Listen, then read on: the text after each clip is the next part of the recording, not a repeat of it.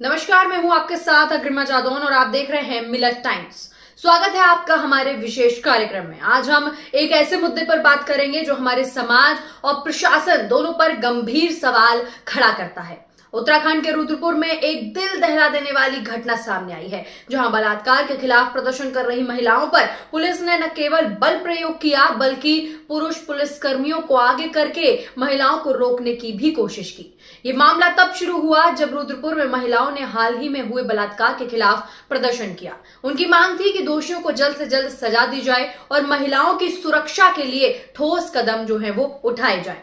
लेकिन दुर्भाग्य से इन मांगों का जवाब देने के बजाय पुलिस ने प्रदर्शनकारियों को रोकने के लिए बैरिकेड्स लगा दी और पुरुष पुलिस कर्मियों को महिलाओं को रोकने के लिए आगे भेज दिया, जो बेहद ही शर्मनाक और गलत है। आप चाहे पुलिसकर्मी हो, लेकिन एक महिला को छूने का हक आपको नहीं है, पर फिर आप तो यहाँ बल प्रयोग कर रहे हैं। ये सबसे ज्यादा शर्मनाक बात यह है कि न केवल संविधान के खिलाफ ही मौलिक अधिकारों का उल्लंघन है, बल्कि समाज के नैतिक मूल्यों पर भी सवाल खड़े करता है। क्या यही हमारी प्रशासनिक व्यवस्था है, जहां महिलाओं की आवाज को दबाने के लिए बल का प्रयोग किया जाता है? आप इस वीडियो को ध्यान से देखिए, जिसमें किस बेरहमी से पुरुष पुलिसकर्मी महिलाओं को धकेल रहे हैं ये साफ नजर आ रहा है। उन पर बल प्रयोग कर रहे हैं ये भी साफ तौर पर इस वीडियो में देखा जा सकता है।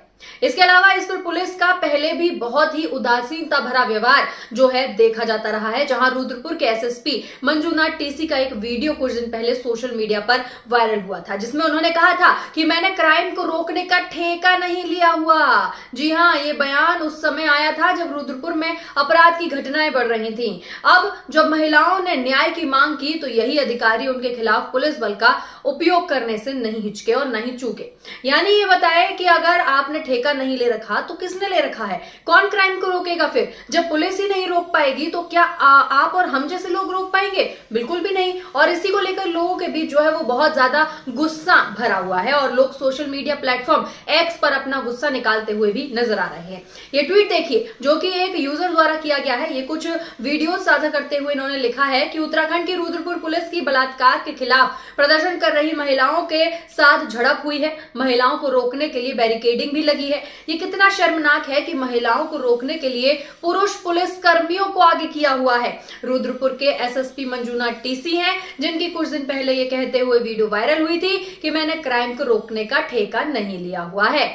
साथ ही इस झड़प के बाद अब आप देख सकते हैं कि कई महिलाएं जो हैं वो घायल हो गई हैं और उन्हें अस्पताल भी ले जाया गया है। प्रदर्शनकारियों का कहना है कि पुलिस का ये रवैया न केवल उनके आंदोलन को कुचलने की कोशिश थी, बल्कि ये भी दर्शाता है कि प्रशासन महिलाओं की सुरक्षा और सम्मान को लेकर कितना असंवेदनशील हो चुका है। आज हम सभी को ये सोचने की जरूरत है कि क्या हम एक ऐसे समाज में रह रहे हैं जहां बलात्कार पीड़ितों को न्याय मांगने पर बल प्रयोग का सामना करना पड़े? क्या प्रशासन का यही काम है कि वह महिलाओं की आवाज को दबाने के लिए बल प्रयोग करें? इस घटना ने हमें एक बार फिर ये सोचने पर मजबूर कर दिया है कि क्या हमारी न्याय प्रणाली और प्रशासनिक व्यवस्था में कहां कमी आ रही है। आज का ये मुद्दा न केवल महिलाओं के अधिकारों का सवाल है, बल्कि ये हमारी पूरी समाज व्यवस्था की विश्वसनीयता पर भी सवाल खड़ा करता है।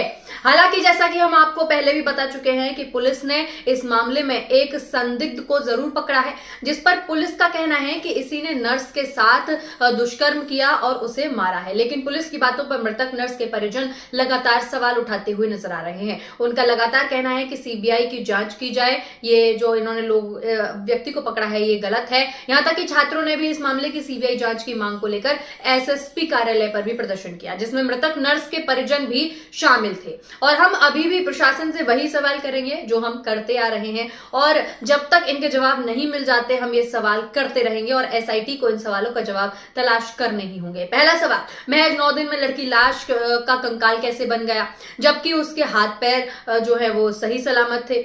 वही दूसरा सवाल कि क्या नर्स की लाश को एसिड डालकर जलाया गया?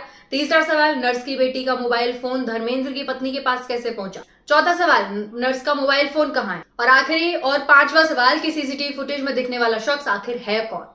तो आप भी एसआईटी से ये सवाल लगातार पूछते रहें और बने रहें हमारे साथ, क्योंकि हम ऐसी ही महत्वपूर्ण खबरों को आपके सामने लाते रहेंगे और देश में क्या चल रहा है वो भी बताते रहेंगे। तो अगर आपको ये वीडियो पसंद आई हो तो लाइक शेयर जरूर करें और साथ ही चैनल को सब्सक्राइब जरूर करें। धन्यवाद।